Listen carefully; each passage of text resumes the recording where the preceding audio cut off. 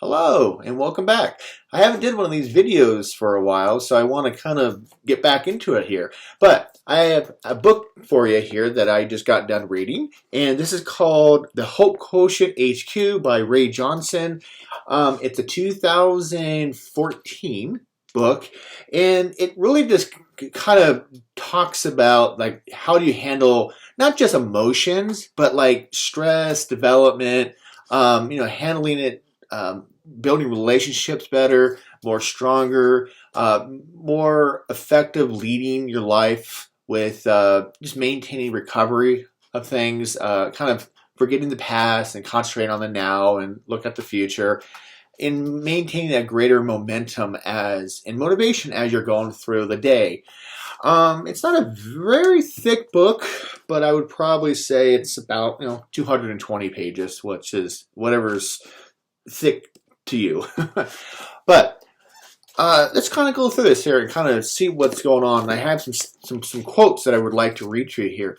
But he talks about, Johnson in the book, he talks about these 7 factors in the book, and he talks about like you always want to recharge your batteries, and what this means is that you kind of have a rest and emotional renew matter that because people struggle with constantly exhausted. I mean, the thing is, you have to recharge your mental batteries throughout the day.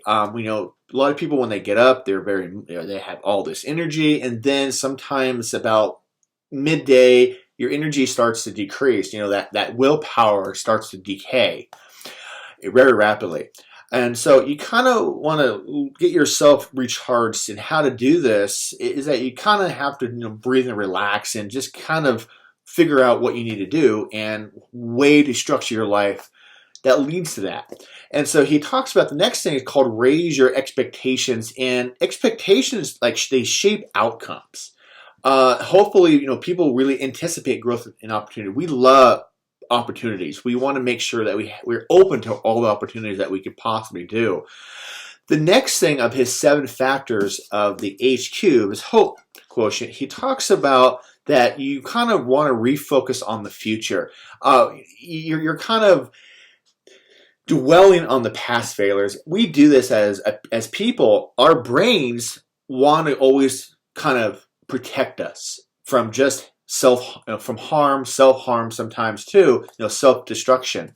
And so the brain is wired that way, but you have to rewire it to learn to survive.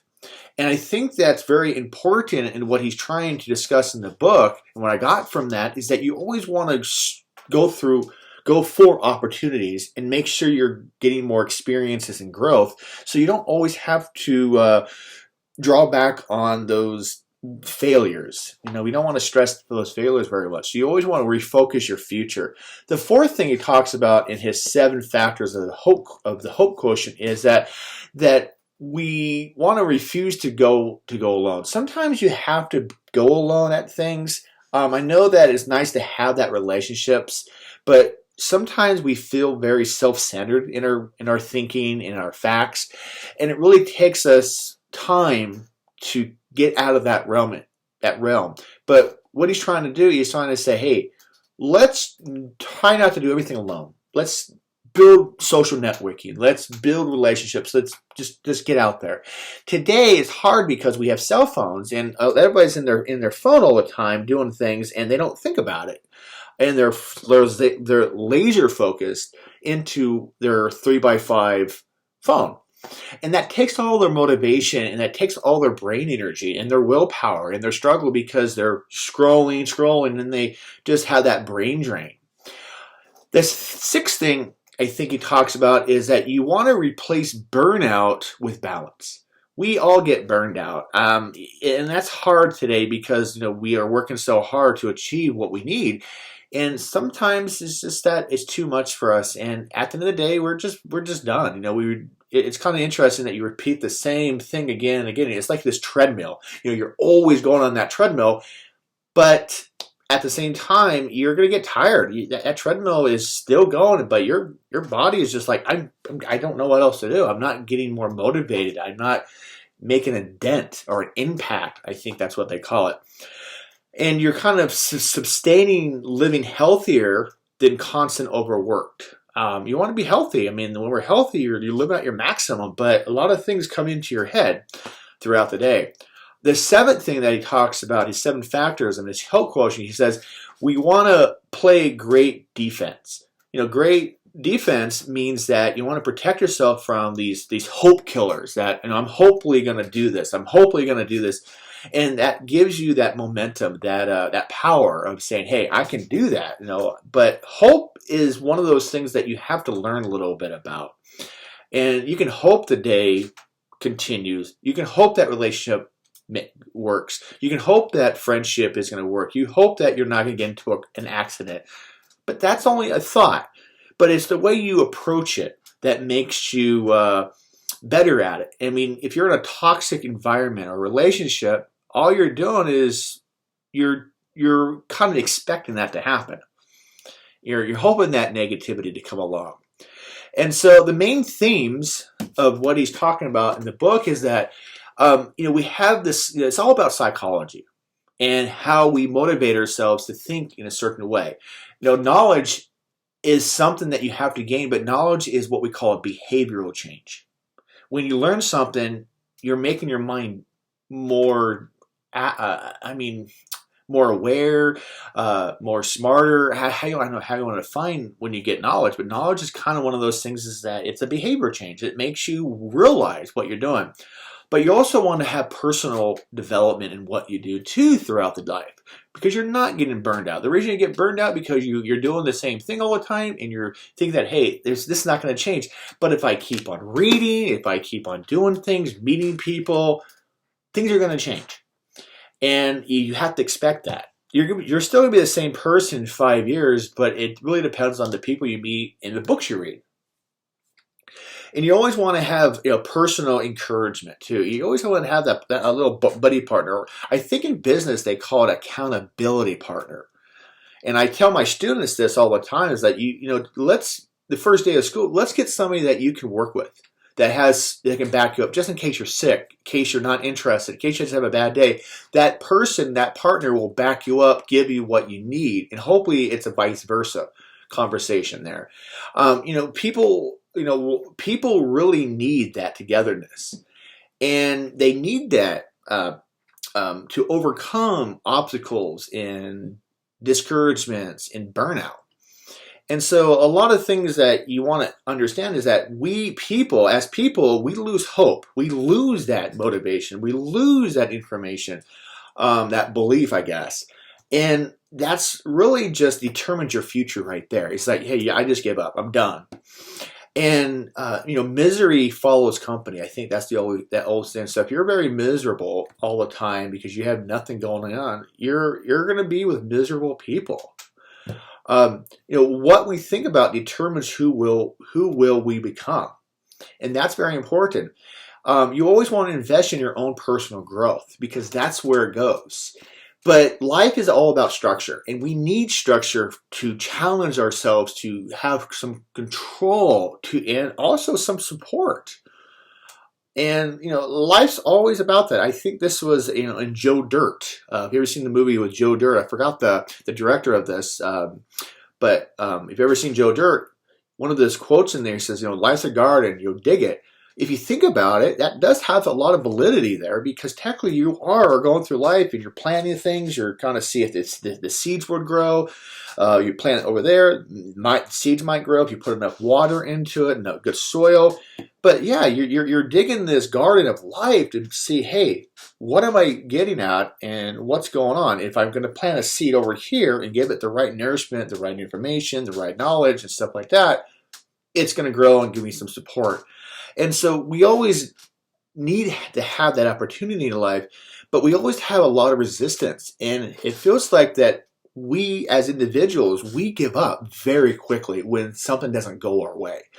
And that's not always true. That's how you learn. That's how you experience life. I mean, life would be boring if it didn't have challenges.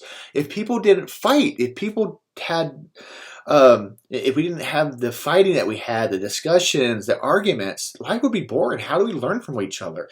This is why, peace, we always want peaceful environments But peace doesn't give us the value. We want to have some argumentation because that's how you learn from each other. And so a lot of it is, you are the same person you are today, right? And I said this before, you are the same person as you are today. And in 5 years, you're still going to be the same person, but it determines on the people that you meet and also what you do in your time of opportunity. And, if you're making mistakes, if you're not making mistakes, you're really not doing anything. You always have to make mistakes, but mistakes make you the person who you are. There's good mistakes and there's bad mistakes. That's okay, but that makes you who you are. And sometimes it could be a misunderstanding.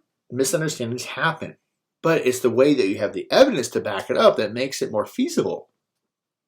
It's one of those things is that as iron sharpens iron, one person sharpens another. And that's really what you're doing. You're kind of putting a partner into it because you can kind of shoot back things to each other. You can you're always sharpening your axe. I think that's one of a quote from somebody. I forgot the name of it, but you're always sharpening your axe for the next adventure. And that's what you should always be doing with yourself every day, especially when we have a lot of advancements in technology today that we get kind of worried. It's very hard to kind of think, hey, what's going to happen in the next 15 years? That's stress that you're putting on yourself. And if you just think about yourself, hey, you know what? If I just keep on doing my job and keep on growing as a person and doing all I can, you're eventually going to be okay. But it takes, you have to sweat though. You got to sweat. You brain drain. You got to have your brain working all the time. But when you're sitting on the couch flipping through channels and watching all streaming services, nothing's going to knock at your door and say, hey, let's wake up. If you think about it, he has a pretty good description in the book here. He says that people are like tea bags. Tea bags are like you put in water for tea, right? He says people are like tea bags. If you want to find out what's inside somebody, drop it in some hot water. And so you might be like thinking, how does it have to do anything? Think about it. When people are in their hot water or when they're in their most stressful state, how do you think they're going to react? That's like a ship captain. You want your crew. You want the best crew on that ship to protect you, right? So if you're on that ship and maybe like a battleship, and you want a good crew to test your crew, what are you going to do? I want to test them into rough waters because when they're being tested in rough waters, that means that you can see what happens to their brain or what happens to their psychology and what happens to as the person when the things the most in the rough waters. You don't want to do everything in calm waters because you don't know what's going on. I mean, yeah, everything's always nice in calm water, but when the shit hits the fan, so to speak, sorry to use my profanity there, it's about, hey, I'm going to do something. This is what my people can do. And so that's kind of what's going on. Mark Twain, Samuel Clemens, said that 20 years from now you will be more disappointed by the things that you did not do than by the things that you did today. And so what he's trying to say is that sometimes you have to break out of your bubble and get away from you have to set sail and get away from that harbor in order to grow. And I think that's perfect. I think that's kind of what the main part of this is, that the hope quotient is that, yeah, hope is good. Hope is not a strategy. I've heard before. And when you're hoping for something, you have to have some motivation behind it. You got to do it, because if you don't do it, you can sit here and hope all day you want and just be the thinker, which is good to be thinking. You got to think, but you got to act too. You got to open those doors. So that's kind of what I got from the book, and I really think it's a good buy. I forgot where I got this, but you can probably look up on Amazon. Oh, it was $20 for me. I think I bought it at a bookstore a long time ago, but you can probably buy it now. It's almost 10 years old. Well, past 10 years old now. But what I'm trying to say is that, it's a good read. Hope you can find it, and yeah, go from there. Good to see you, everybody. Thank you.